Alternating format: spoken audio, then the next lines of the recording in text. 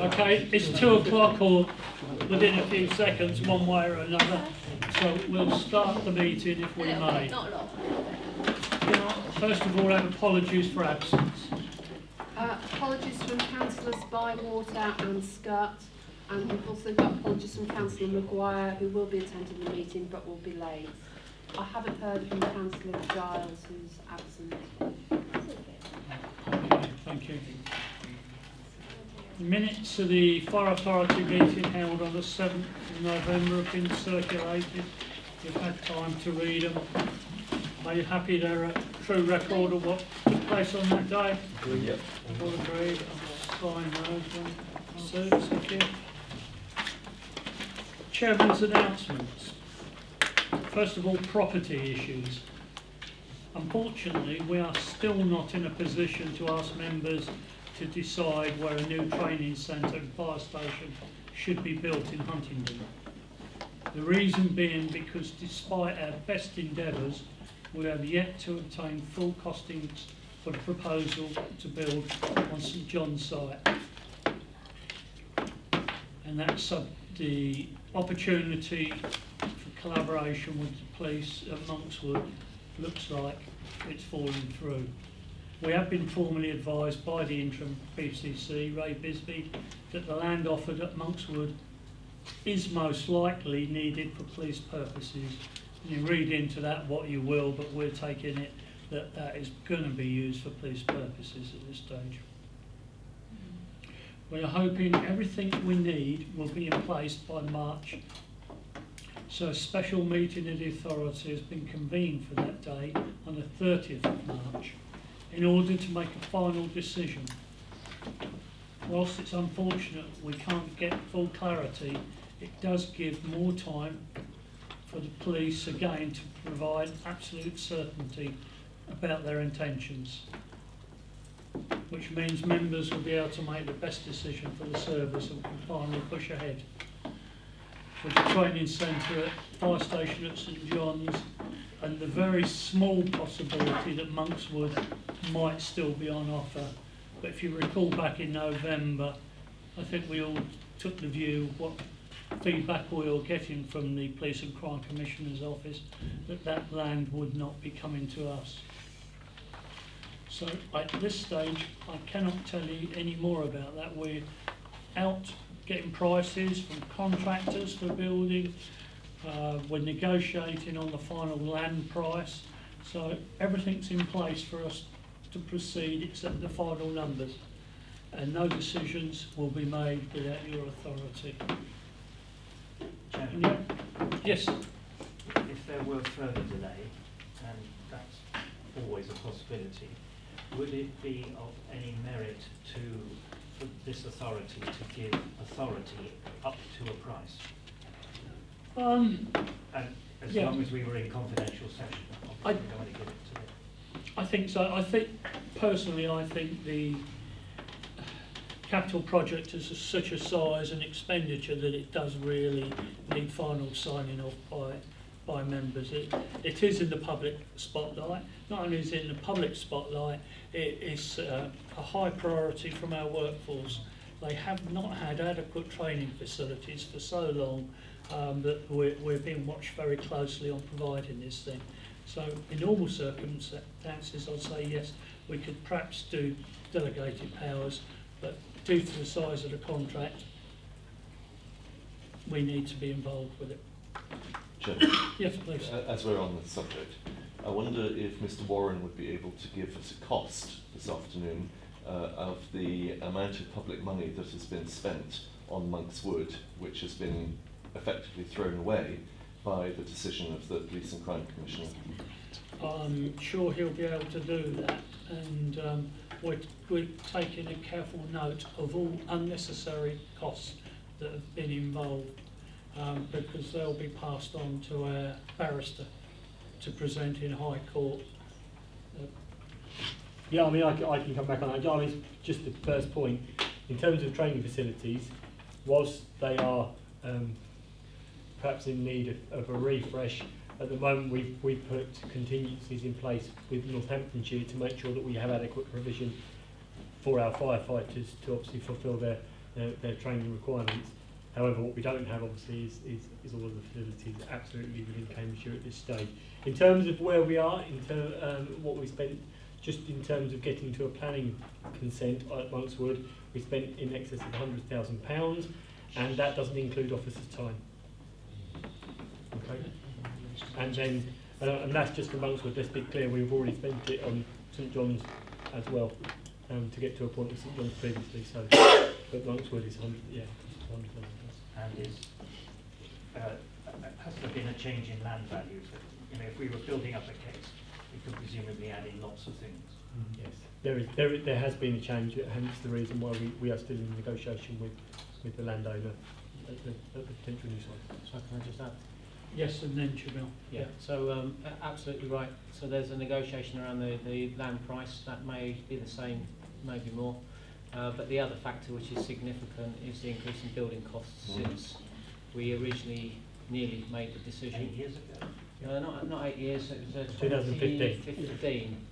But we anticipate if we were to build the same building now that we were going to build then, there's around £900,000 more. And I guess the difficulty for the organisation is our capital, the money we have in our capital pot isn't increasing at the same rate. So the interest rate we get on our capital is less than 1%. Yep.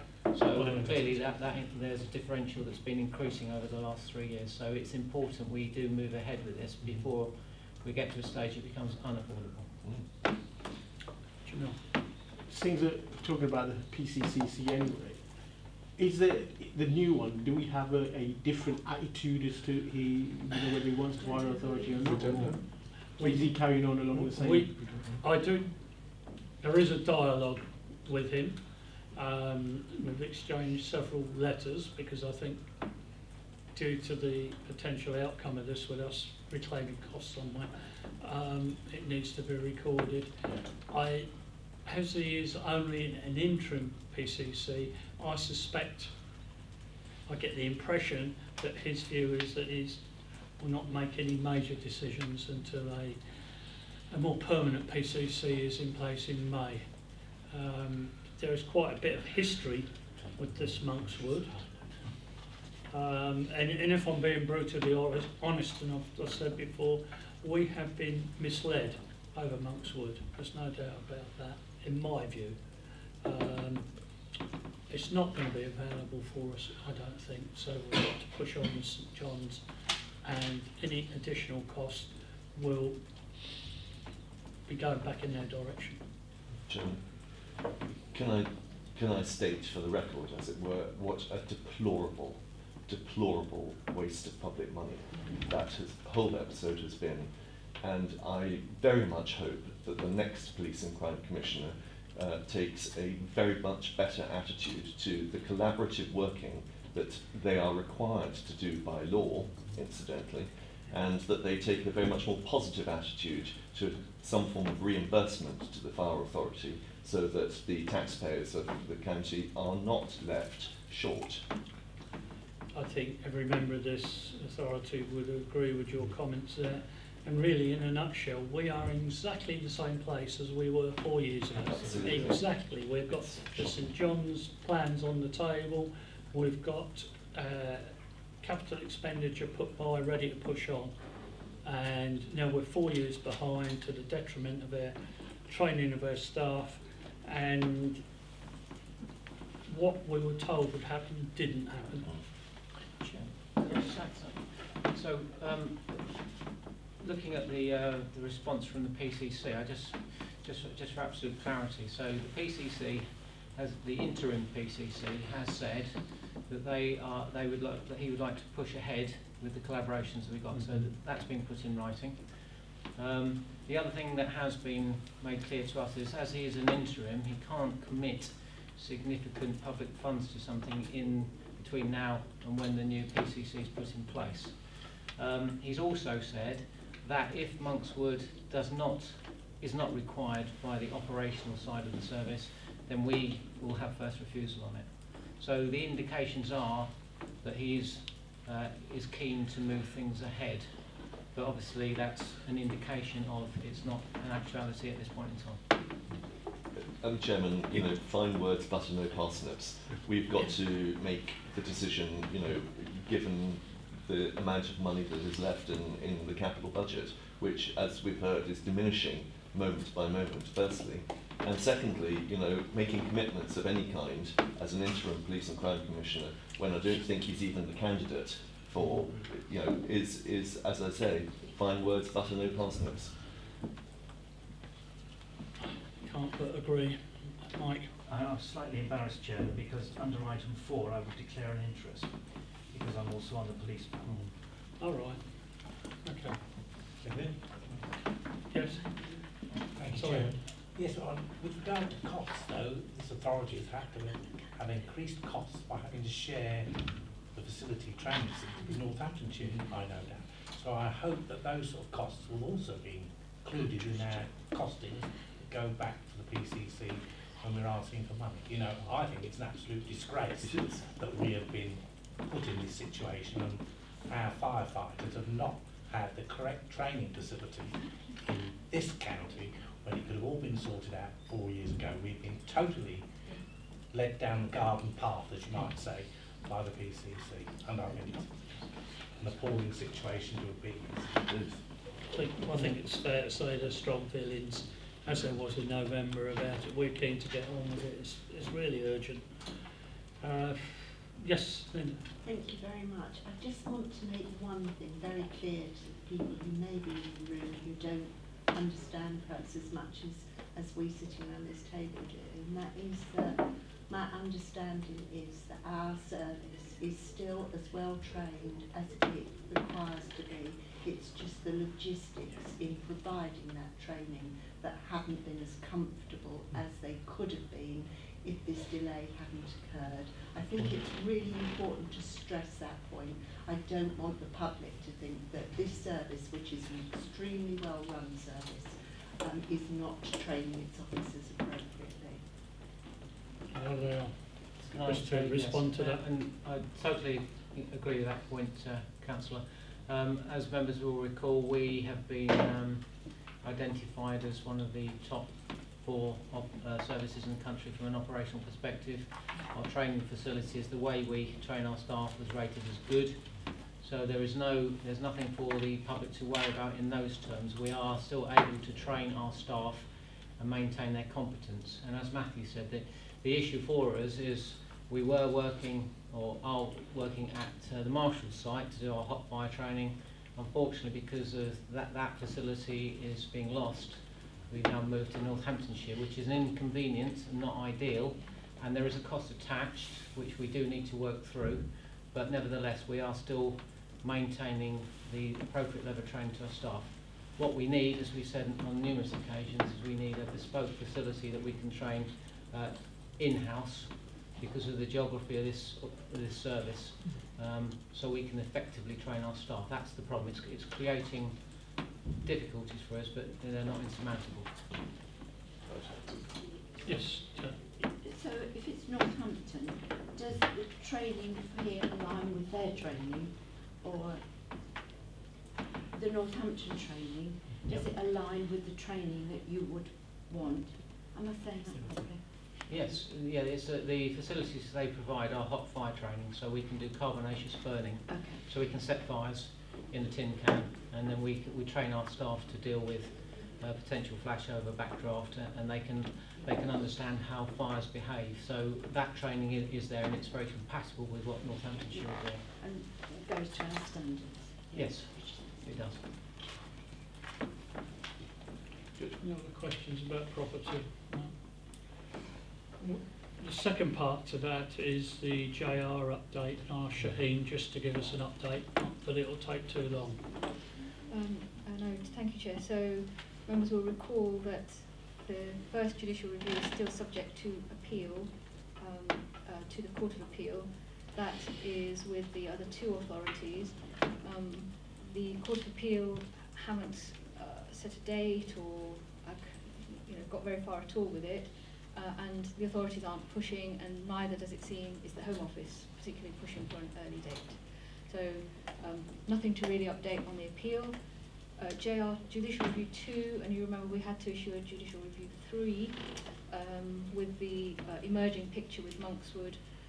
They have both been stayed, so all the time limits have been complied with. Those claims are in, the Home Office have responded, but nothing is going to happen. There's going to be no hearings or anything, or any costs incurred until the appeal is heard. And at the moment, the view is that if the Monkswood proposal completely falls away and the authority decides to go down a different route, then from a JR perspective, the central plank of the PCC's business case pretty much falls away, and the legal advice is that we should be pushing the PCC at that point to give a view as to whether he continues to be aligned to that business case or not. And all of that makes for very good evidence in Judicial Review 2 or 3. And it may be that something that we can discuss even at the appeal, because in fact it makes the appeal almost superfluous if there's nothing to then go back to. So for those reasons we haven't pushed the appeal. I think clarity about our position and what we're doing with property is central to whether the business case continues to have legs or not. So it's in our interest for that all to be clarified before the claims move forward. But I just wanted to reassure members that no additional legal costs are being incurred on the judicial review at the moment. Happy to take questions. Joe? Yes? I think Margaret's first. Go on, ladies first. Now, we've spoken before about keeping updated with the Peterborough MPs, and of course we've got a new MP in Peterborough, Councillor Bristow, and I just wondered if you, Councillor Bristow, and I just wondered if you have been in contact with him, make sure that he knows what the situation is, so that he can then continue with this process. I haven't been in contact with the Peterborough MPs at this stage. I'd like to have a clearer picture of where we're going and the costs incurred, so that I could put a stronger case to them. But many of us around the table do have contact with their own local MPs on day-to-day basis almost, and we use every opportunity when it's appropriate to do so to update. Well, Councillor Over and myself, both North West Cannons councillors, and he's Peterborough, of course.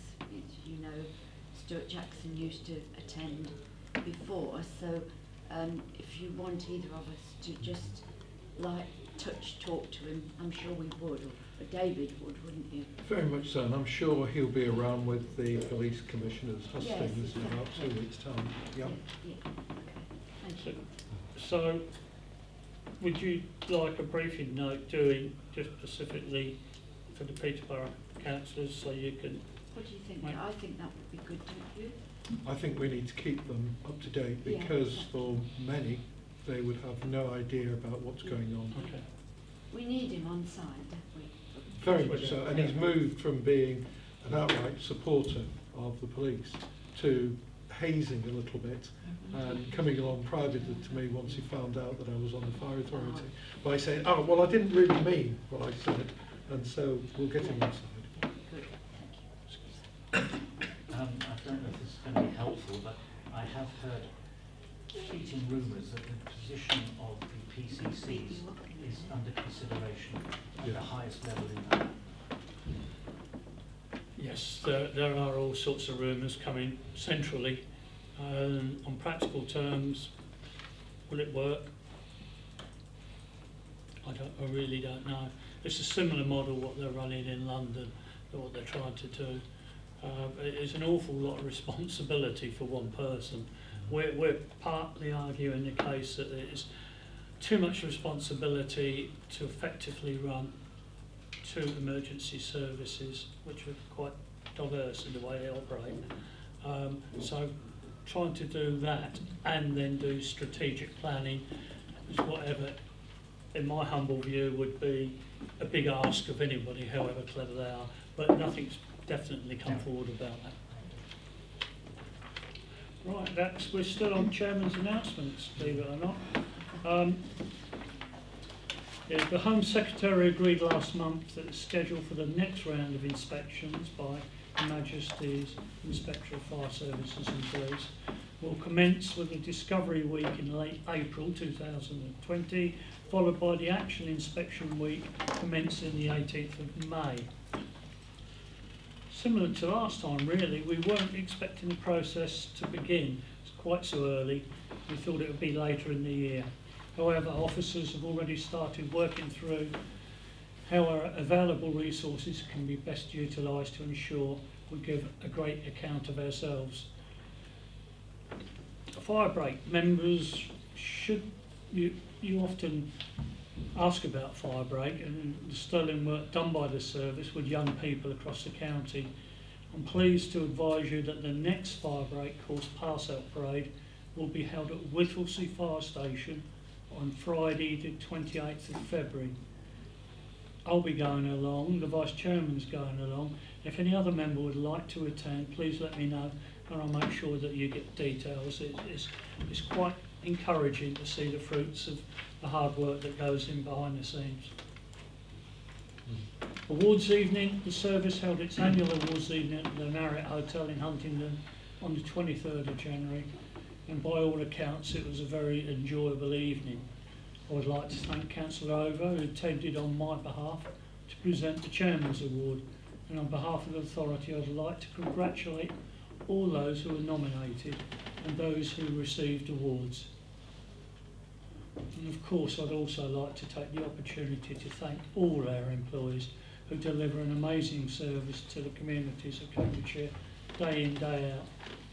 We are very proud of you, and the awards evening is an opportunity to recognise those who have done it for a considerable time. You might also... Oh, sorry. Could I ask Chris a question? Inspection. Is it a similar inspection as per last year? And is it repeated on an annual basis from now on? Right. So the inspection, our last inspection was in 2 years ago. 2 years. So it's going to be pretty well. We haven't got the full details, but we are anticipating it's pretty much the same as the last round. So the intention of the HMI CFRS is to report an annual state of fire report. So it's subject to funding, I think.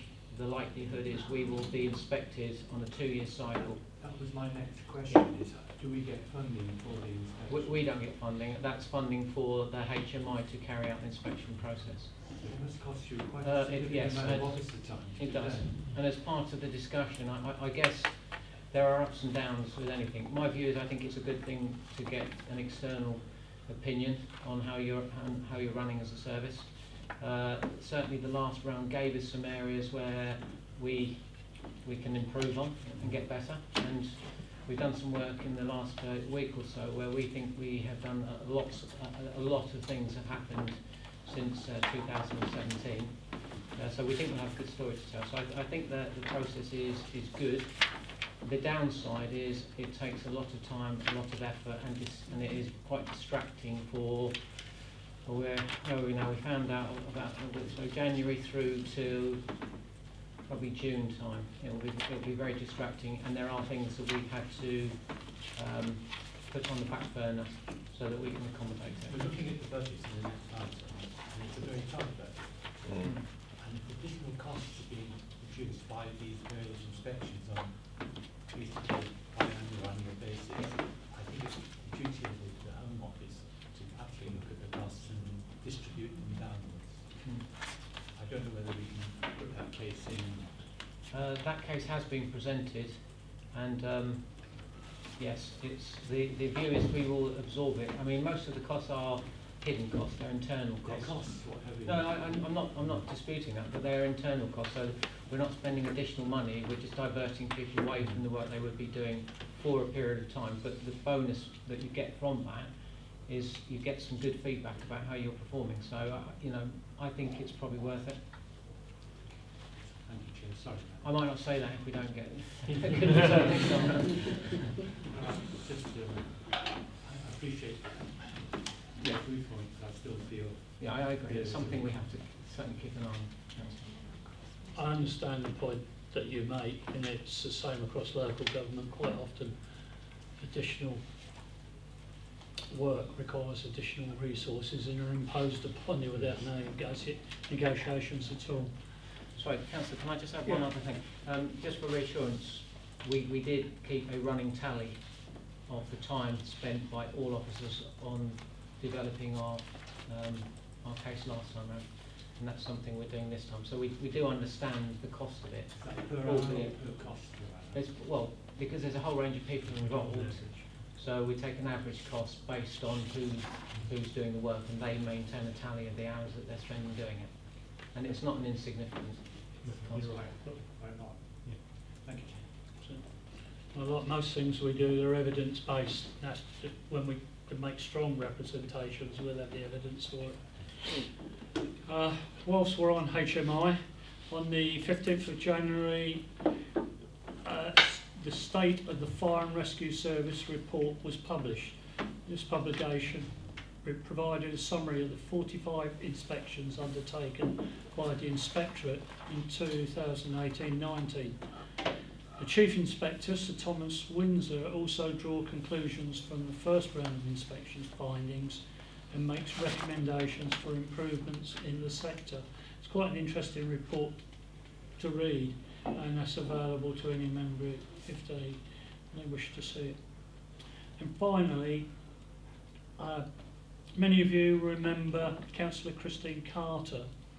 She was on the Fire Authority from 2001 to 2009, as Cambridgeshire County Councillor from Cambridge City, I believe.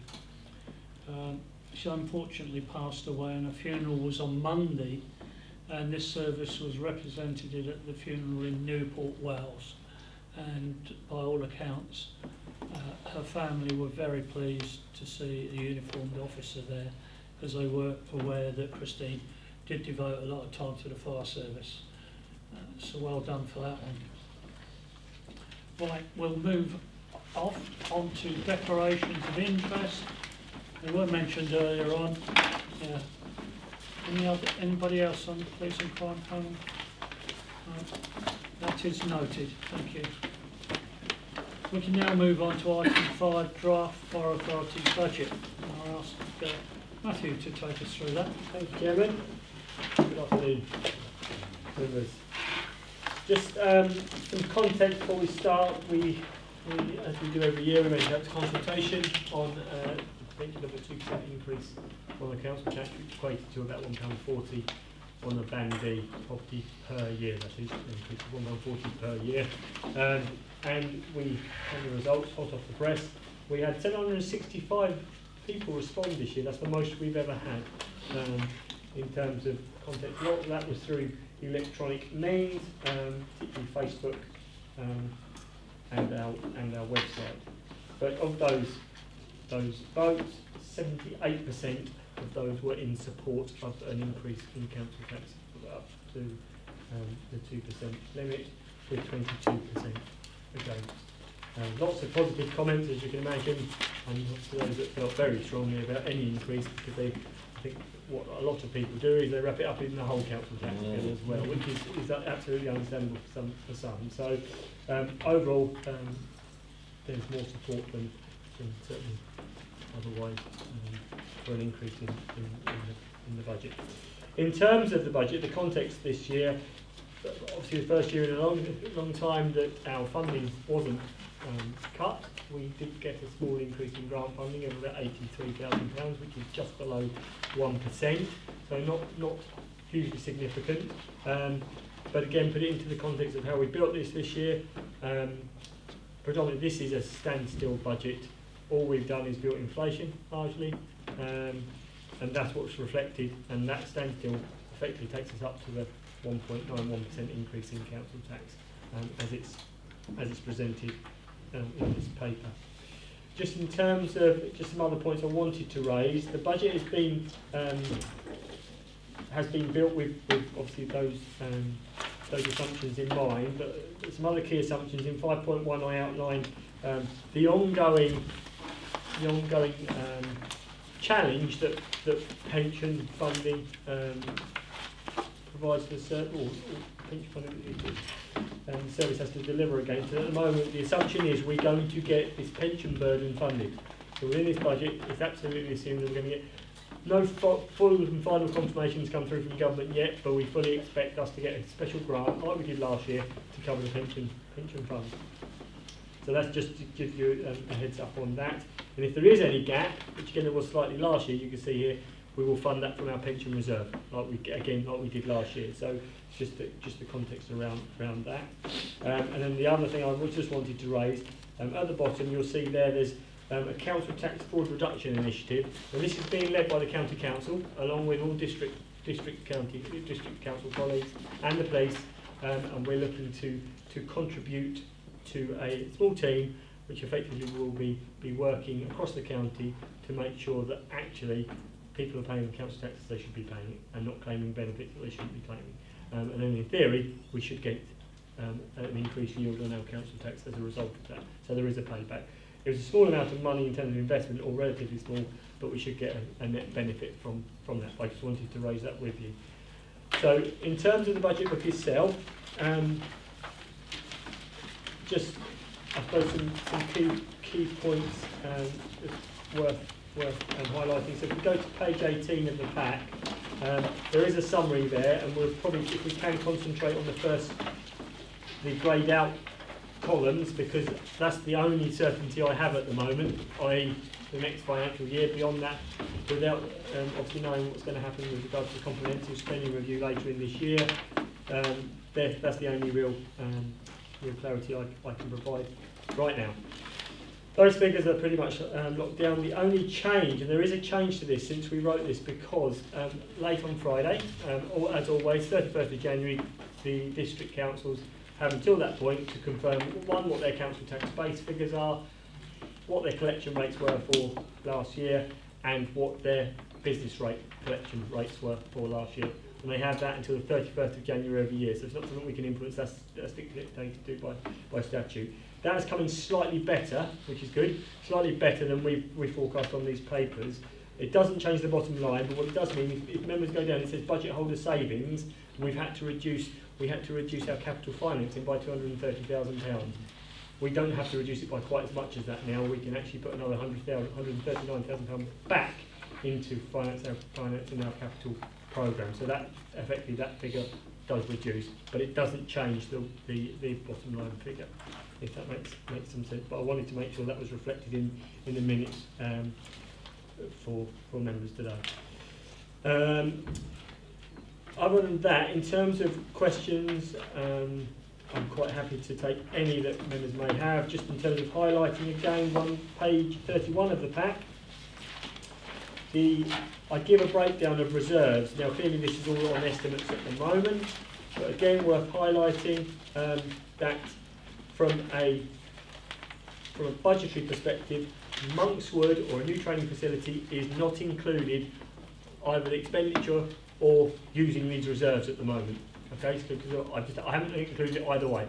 The reality is what I'm suggesting is, and it will come through in March, is that we will finance any investment in a new training facility from our reserve, and our reserve, you see there, property development reserve, that's where we'll be funding it from. So again, won't be adding to the debt burden in the short term. I think they're probably the key things, and then on to page 18, which is the recommendations. You can see there that we're suggesting on the third recommendation, a council tax band D of £72.09 per year, which is a £1.35 increase over last year's figure. And I'm happy to take any questions that any members may have. Okay. Thank you, Chair. Mark, just two questions. Yes. If we go back to page 2, Yep. it talks about, in addition, all local authorities within Cambridgeshire have signed up to the Principal Business Rates pooling. Does that include Peterborough?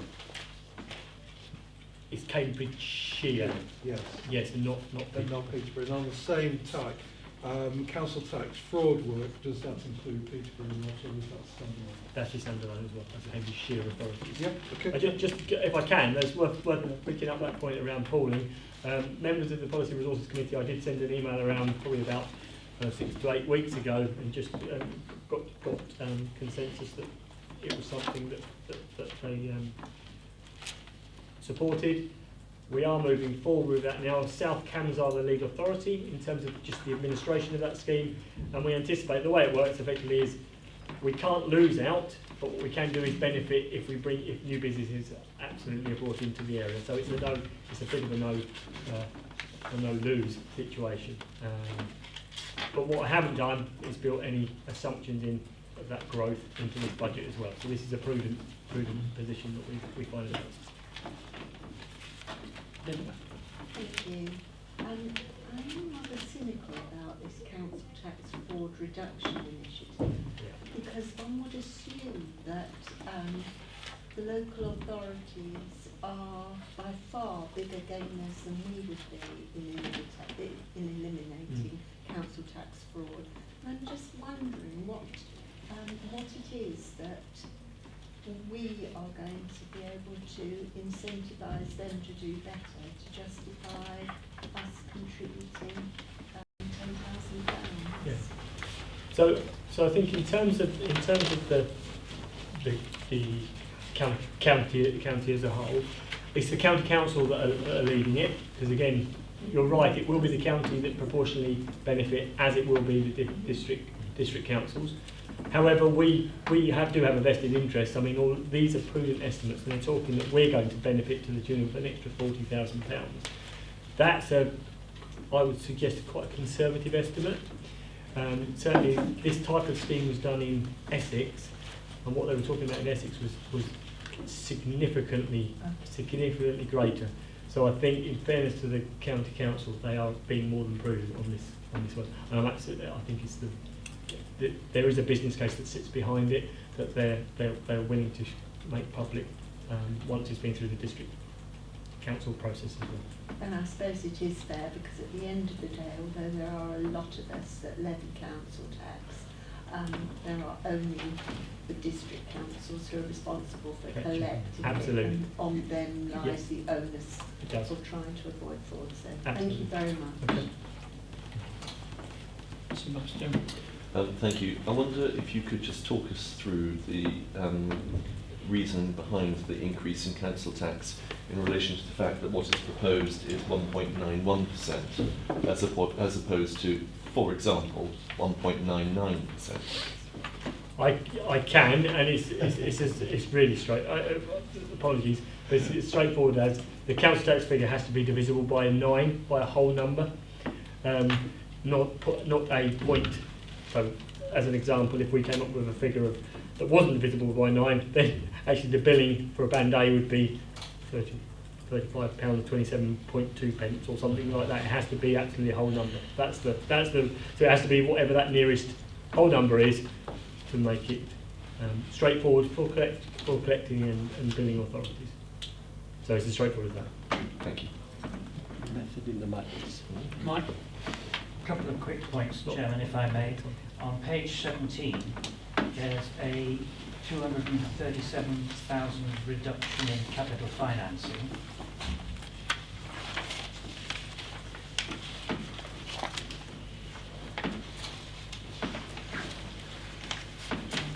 And 1273 down to 1036.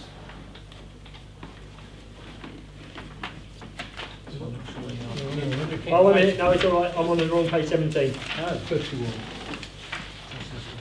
3 is another good number. 1273 to 1036. Yes, that on the, if you recall on the previous, on page 18, it shows the reduction there of £230,000, and that's what I will now put some money back into Councillor Shelling on the basis that we now have the final figures from the district councils. Okay, so it won't reduce by that much. Right, and now on page 4 of lead 18. Yep. The top segment there, we have an inflation increase from 428 to 550, which seems rather large. Yes. So in terms of those figures that are taken, obviously the 1.4 is more granular. It's made up of what we know. So for instance, the whole time firefighters, we're making an assumption, but hopefully it's an educated assumption that it's going to be a 2% increase in wages next year, through to a more granular level where we say actually for other things it will be inflated by 1% or even not at all. Whereas next year, so the 21-22 figure is taken as a flat 2% because we don't know yet on everything. Hence the reason why you'll see a slight disparity. Next year that will be refined further and may hopefully come down or at least reflect what the real prices are. Okay. Can I presume, Chairman, on page 9 of League 23, Bandy impact on the table top right, you seem to go from 3.5 to 4.8 to 5.1. Yep. Seems a steady increase. It is, and I think again, if members look at the capital programme, what that is showing is that we are starting to take more debt on over the next 2-3 years. This authority has been extremely. I would suggest we've managed our debt portfolio extremely well. We've kept our debt low. We're getting to a point now where absolutely, in terms of the revenue budget, we haven't got the flexibility to be able to effectively finance the capital programme, so we are having to invest and take debt on. And what that reflects is that repayment mechanism in the council tax figure, effectively, that proportion.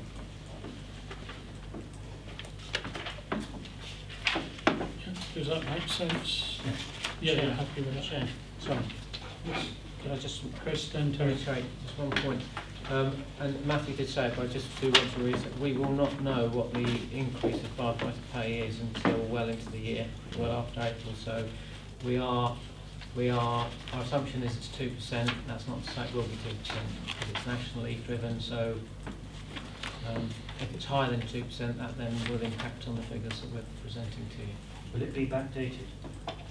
It will be backdated to July. 1st of July. Yep. Yeah. Good. Terry. I'm pleased to know that Matthew and I had a short discussion this morning, so it's not going to be a long, lengthy discussion this afternoon. Just Matthew, on page 17, we mentioned about the reserves. Yes. And just highlight the slight discrepancy, I think, on page 81 and page 21, and Yeah. 2 of the 19 page 12. I think it's worthwhile just covering. Yeah. So in terms of the capital financing, what we have here is an updated, whereby we're saying we're going to draw down 881 from reserves, and then here it says 731. It does need to be updated to the 881 as well. And some of this is around where we've been changing other figures. Again, these figures that came in late on Friday afternoon, so there's less burden there on the reserve, or as opposed to what there would be. That's all, Chair. Sebastian. Thanks, Chairman. 2 points I want to make. The first relates to the property maintenance and what has been set out in page 34, the draft detailed medium-term capital programme. I just really want to draw attention to the fact that I think we'll probably be all extremely pleased to see actually a programme of refurbishment, modernisation and so on and so forth for our fire stations. Obviously, I'm particularly thinking of Gamingay, but the fact that we have a rolling programme and works are scheduled over the next 3-4 years is, I think, to be commended. That's the first point. The second point I would perhaps ask the senior management team to have a think about is the commitment by particularly the county council and district councils to their climate change objectives and sustainability. And it is something that is obviously becoming more and more urgent, and we are no different to anyone else in terms of what we need to achieve by 2030, 2045, 2050, choose your date, because everybody seems to have chosen a different one. I'd be interested to hear what steps are being taken in terms of perhaps developing both strategy and a programme for that eventual point. I can actually hopefully provide some reassurance. So yes, we are. We have started the conversations, particularly in terms of how we look to take advantage of things like electric vehicles Mhm. as a starting point. But clearly there's going to need to be investment in the infrastructure to support those electric vehicles. We know that actually probably the next time we change it, or next sort of the cycle of our fleet, likelihood is electric or hybrid is absolutely going to be the way. We also know that the current burden on the electrical infrastructure here will need to be invested. So we've started that process. We're also looking to link it in with other things around technology. Why do we need as many cars as we've got at the moment? Let's start challenging that. And there's also development, and it's some way off, but certainly one of the major fire appliance suppliers is looking at fully electric fire appliance as well. So we're keeping our eyes open. We are going to look to do some upgrades to this site and our other sites in terms of making sure that we've got things like LEDs, and we are, where we can, rationalising our use of our energy. But what we are looking to do is bring it together under a strategy, and I will be looking to bring it back to the Fire Authority. Probably it'll be May. Okay. Thank you for that. Could I make a plea that when you are planning the station modernisation and refurbishments, there are some very, very simple quick wins. For example, the installation of solar panels. And in terms of particulars, we tend to have very large car parking areas.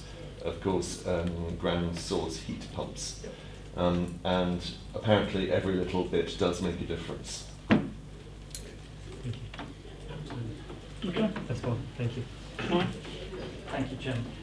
I just thought I ought to mention that I get to see a number of different financial estimates and budgets throughout the year, both from within authorities and outside. And I always read this one because I can actually understand it. Yeah. I think it's very clear, it's very straightforward, and that, I think, shows itself up in the paucity of questions. Thank you very much for those comments, correctly well received. If there are no more questions, then I'd like to deal with the recommendations. In item 2, we're asked to review the budget book, which we've done, and approve the recommendations detailed on page 18. And there is 7 recommendations on that page. Page 18. Are you happy to take all the recommendations on block, or would you like them individually? On block. On block, okay. Are you all in agreement that we accept those recommendations as detailed on page 18? Yes? Agreed. Right, thank you. That's duly recorded. We're now on item 6, equal pay audit. Is that you, Matthew? It is, thank you, Chairman. So, particularly members of the Policy and Resources Committee will recall that we, late probably September time, October time last year, we reported on our results of our equal pay audit. And one element that did show up at that point in time was around our professional support managerial pay structure. That it could be cause some inequality owing to the overlaps within the structure. And if just as an example, what we may have had, because we had band 1 that overlapped with band 2 that overlapped with band 3, you could potentially have somebody in a band 1 earning much more than a female and we'll say playing gender in a band 2, because that member of staff, the female member of staff, may have taken a lot of time off to have a family, and as a result the male in band 1 just kept getting incremental points. So there was a potential to cause an inequality there. So what we've done, we've gone away, we've worked with an independent consultant who is an expert in the field of equality pay structures, and we've come up with a recommendation here today. All of those impacted upon by this change have been communicated with extensively, so they know exactly what's going on.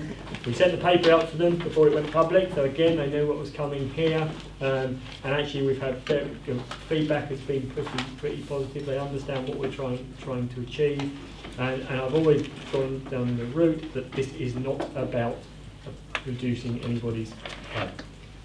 Okay, so we've safeguarded that, if you like, that position.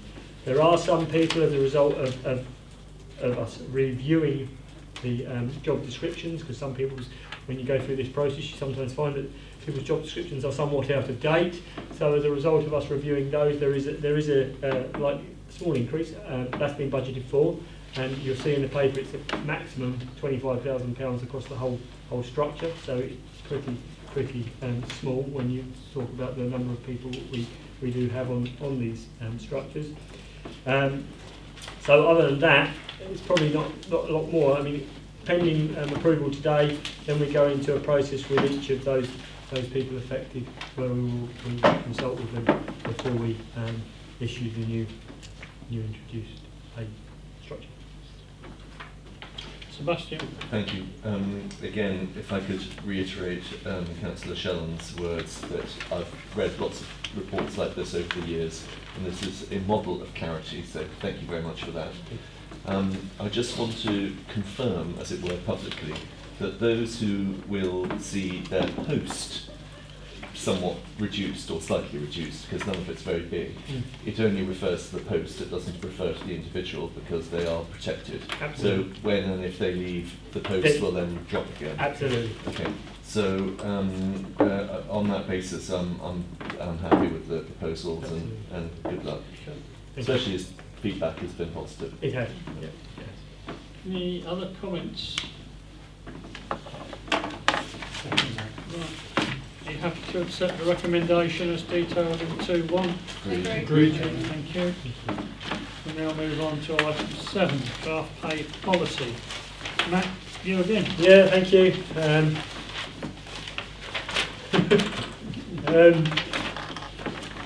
I mean, this is it's obviously an annual statement that the authority has to prepare and you have to approve. Pretty much for the last couple of years, there's been no significant amendments to this policy. If you remember, about 3 years ago, we went through a fundamental review. So I think Councillor Bywater at the time helped lead upon to make sure we were complying with best practice. And if I may, it might be good for us to do that again next year, because it's 3 years down the line. Let's make sure we still are at the forefront, if you like, in terms of this process. So in terms of where it came from the Localism Act, and you'll recognise that actually this year pretty much everything remains the same. There's been inflationary uplift, which we don't anticipate. Some of the elements that obviously were very relevant when these were introduced was things like the pay ratio, and you'll see in 1.7 there's a pay ratio there, and we're currently at 1.1 to 7.75, which again, actually, in relative terms, that's been coming down over the last 3 years. So that gap between those least paid and those highest paid is diminishing, which is hopefully reassuring for members, certainly like the previous paper. Yeah, I forget what the actual figure was here, because I'm trying to recall it. It shouldn't be more than 1 to 20, so we're well within that bracket, which is hopefully reassuring. Other than that, there's nothing changed really from last year. So I'm happy to take any questions, and myself and Chris, I'm sure we can answer anything. Any questions or points of clarification? So we're happy to approve the draft pay policy statement in Appendix 1, yes? Item 8, local pension board annual report. Is that you again, Matt? It is, yes, I'm taking it on. Yeah, Rick was hoping to be here, but unfortunately he couldn't be, because Rick was. This is for 2018-19. Ordinarily, it would go to the October fire authority, but anyway, irrespective of that, we've done an annual report. We have effectively complied with the legislation, or the local authority board has. Just a bit there around the challenge, so you'll all be aware of the McLeod and Sargent case that is ongoing. Some of you may have heard about it from the LGPS perspective. From a firefighter perspective, at the moment there's an interim there's an interim solution remedy in place, or we expect the full remedy to come through in the middle of this year. But clearly what that will do, and at the moment it appears that those that were subject to transitional arrangements on the grounds of age, there's been a decision that it looks like the 92 scheme will be reintroduced. So the exact whys and wherefores are still unknown, so we're waiting for guidance from Treasury and from government, and that is not forthcoming as yet. We'd hoped it would have been with us by now, but it isn't. So watch this space in terms of how we've got to deal with all these things, but payroll, I'm sure, and pension service at Shire Hall and Northamptonshire will be, I'm sure, weighted with bated breath, or not. In terms of the report itself, I mean, it just gives you a run through. I don't particularly need to go through any of it in detail. You'll see on page 61 of the pack, there's some outcomes and recommendations there. Not an awful lot to highlight in terms of particular issues. We are doing some consultation sessions particularly with our uniformed on the firefighters' pension in April, just in terms of understanding what some of these changes might mean to them, because there are a number of schemes now, 2015, 2006, 1992. So we're going to do some work with local government shares, LGSS pensions service, to actually work with our firefighters so they understand what is absolutely going on. But beyond that, it's an information item, so if any questions, quite happy to take. No questions from our pension experts? Good, it must be fine then. The report is duly noted. We'll move on then to our number 9, Authority Programme Management Monitoring Report. That's the one with all the pretty colours in it. Some of them red, unfortunately. Yeah, you've got some pretty colours, haven't you? Yeah. Okay. Who's dealing with this one? I think we'll try and do it between. So I'll start. So we've got. Who's dealing with the red ones? That's Chris. No. I don't know how, I mean, again, it's really just, it's there for information. Clearly what we do is highlight the major pieces of work we've got going on in the organisation that do it. The type 3 projects are those projects that impact on pretty much the whole organisation, or will do in some shape or form. I can go into as much detail as or as little as need be. It's pretty self-explanatory. I think so, yeah. I think we'll just respond to questions as they come from the floor. Mike. Page 74 of 96. PO 93 corresponding. The last entry we have, I think, is November 2017. And there's nothing in the timescales box. Is that one for you, Chris? Corresponding? Yes, I mean, as members will be aware, the corresponding has been the subject of national negotiation for a number of years, so we have been at a standstill since then. So as part of the national discussions about the role of the firefighter, corresponding was one of those areas which was withdrawn from at a national level. Members at the time, we were informed that we were taking a stance that we would maintain corresponding at 2 of our stations where there was no significant FBU presence, and remove it from one of our stations where there was, that was St Neots. So we've maintained corresponding and been keeping a watching brief on what's going on at a national level, and we were hoping that would resolve itself. Now, looking at the State of Fire reports, Tom Windsor does recommend that movement is created and a resolution found this year. Whether that happens remains to be seen. So what we have instigated, and it's not been finished yet, but we'll be coming back to our next programme board, is an evaluation of the corresponding that we currently do at our 2 fire stations. So March and Ramsey. So we need to understand how well that's going in effect. yes, it's a great service to the community, which is why we didn't withdraw it from that place. But there's also, we need to consider the welfare of our staff as well, because unlike a paramedic, a corresponding member of staff will go to lots of incidents where the outcome isn't a positive outcome. So that obviously carries a burden with it. So we need to really understand how successful it's been, how much we use, and what the impact is on our staff, and are we able to mitigate that. Once we've got that understanding, then we will be thinking about what we want to do moving forwards. And that discussion for reassurance will go through our representative bodies, and we will talk to them about our intentions at that time. Thank you very much. I have an awful memory, so I wonder if it would help me not raise this exact same question next time, if it has something on the page that reflected something. Sure. Yep. I'll make sure that's updated, Councillor. Any other comments, observations, points of clarification? If not, that report has been noted. Thank you very much. On to the next item, 10, Revenue and Capital Budget Monitoring Report. No doubt that's you, Matt. It is, thank you. Thank you, Jim. Just very brief before we start, so I talked about the pension grant. I've just had confirmation that it is coming through, the pension grant. It's not for the absolute full amount, so it's the same amount as last year, so there is a slight gap, so we'll have to use the pension reserve. So just in terms of, that is breaking news, it's just come through. So. Well arranged.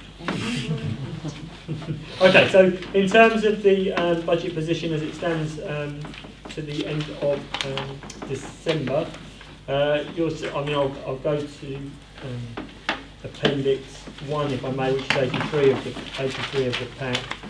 You'll see that we're overspending on our firefighters, and that's because we we recruited from the 1st of September. We recruited a number of new firefighters, and they're now reflected in our establishment. But obviously, that is to preempt a loss of firefighters as we go through the next year and beyond, really. We are anticipating, we've just completed another whole-time recruitment process, and we actually have up to 32 firefighters that are able to be appointed. So we're going to have a holding list as well. So we're hopefully we're ahead of the curve in terms of our whole-time establishment. Hence the reason why you see a slight overspend at the moment. Control room staff, we're overspending there, and that's predominantly because we've got some sickness. But again, we're having to bring people in ahead of turnover. Local, the other one, senior management pay. That one there, I'll highlight it. It's effectively it's our assistant chief fire officer who's currently in Essex. So there is an income figure lower down, but it's not shown against that. So that's where you've got the in and out, just again to highlight where we're at. And the one there is around fire allowances, which is our flexible duty officers, and we've had a number of sick this year. We don't generally experience sickness at that level. We have experienced it this year, so we've had to double up, and we're also trying to future-proof ourselves on that rota as well. So we're having to put up additional people onto that to bolster it and make sure we're resilient as we move forward. So there is a slight overspend, but again, overall you'll see their employee costs are pretty much as we'd anticipate them being. Property, I'd expect that to be spent by the end of the year. As with largely vehicle running costs, interestingly, vehicle running costs are down again, and a large part of that is to do with the modern fleet that we continue to operate. We just don't have the overhead that we once had. Nevertheless, some of that we may well use, going back to Councillor Kindersley's point, in terms of pump priming some of that environmental stuff. So if we do have an on-spend at year end, it may be that we start to pump prime some of that stuff nice and early to get ahead of the game, because it will be coming to everybody absolutely very, very soon. IT and comms, they tend to be back. A lot of the contracts we have in place are back-ended, so we'd expect that to come down significantly by the end of the financial year. And that's pretty much it in terms of the significant areas. Uniform and clothing, just worth highlighting that. We're in a bit of a transition period with our corporate workwear. So because there's been a new national South East framework contract has been let, but there is a delay in implementation. So we're not buying quite the uniform that we would have anticipated ordinarily, but it will catch up. So probably that's probably all I wanted to highlight on the report. Okay. Chairman? Are there any questions or points of clarifications that you require to Terry and Mike? Terry first. Page 83 in your draft. Yep. I'm interested in your external interest. Yes. Yes. Yes. So Tell me more. yeah, I don't know. You know what? I think I'm going to have to come back to you because I don't know what where we're investing on some of this cash. Yes. Yeah. I'll come back if I can. I'll come back to you on that rather than rather. That's fine.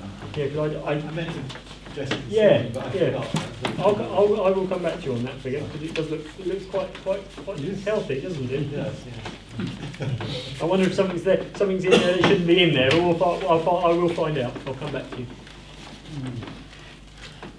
Similar question, was it, Mike? That was one of them, Chairman, so it reduces my... Probably the slush fund. Yeah, it is now.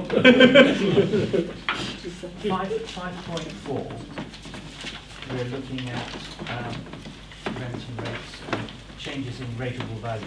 And why the assumption that if we challenge it, it's all going to come down, rather than swings and roundabouts? So in terms of the advice we're getting, is we're only challenging those that we think will. So taking the sensible approach. Absolutely. Very, very prudent. On the financing and expenditure, tables in two parts, but there's a line under 6.5 where we go original budget 4.2, new budget 5.5. That's a big increase. Is that real expenditure or is that just timing?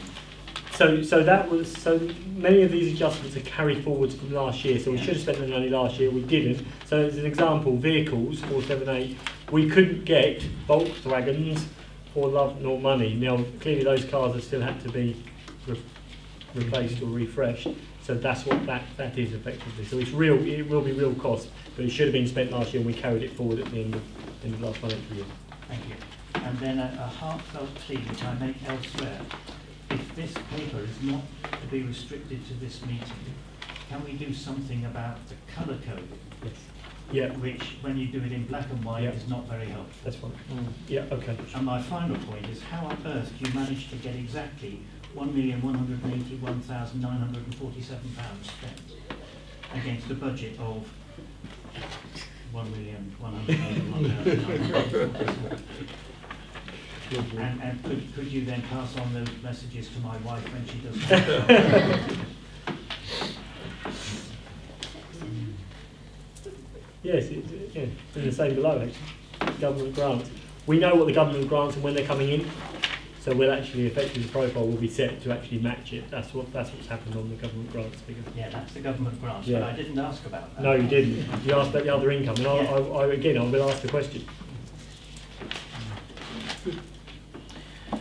Thank you, Chair. At this stage, we'll say it's down to exceeding a good financial. Well, yeah, I will double check that. I just wanted to reiterate the point about our flexible duty station commanders. We are going through quite a tricky time actually at that level in the organisation. We've had a number of people who are retiring or have retired from the organisation.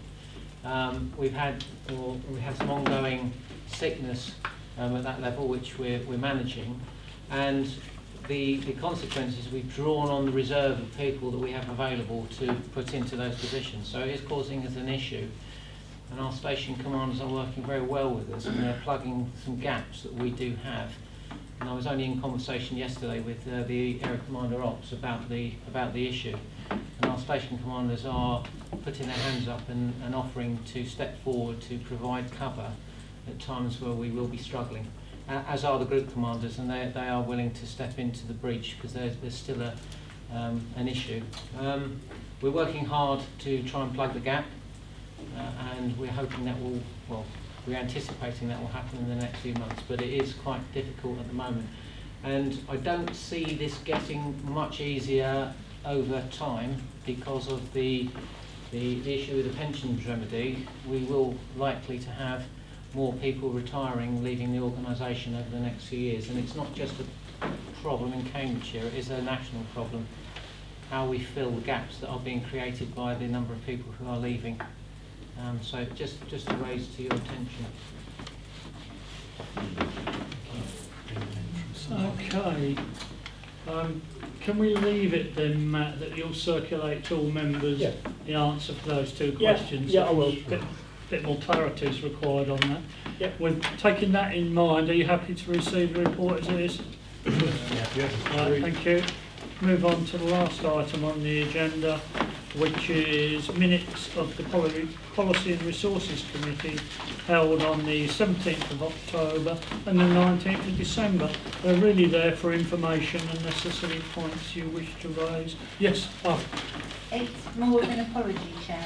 Oh.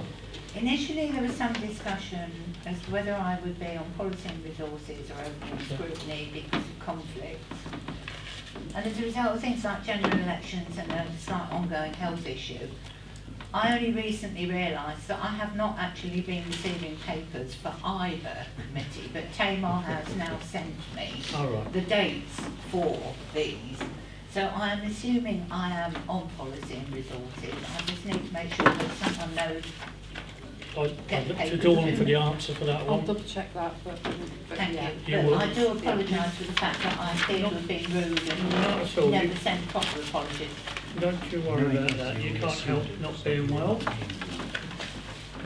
We're pleased to see you at any committee meeting, regardless of what it is. Thank you, Chair. But before I close the meeting, next time you come, there'll probably be a car park barrier at the entrance. It's well underway. Yeah, it's in there. Yeah, it is, but if you just turn up and you wonder what's going on, you're probably aware we've got a problem with illegal parking, which resulted in our employees can't park.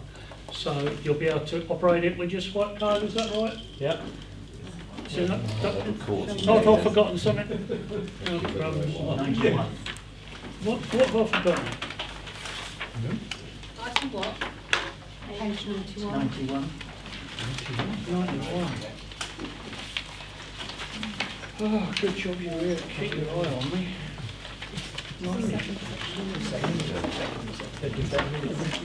I think we noted it.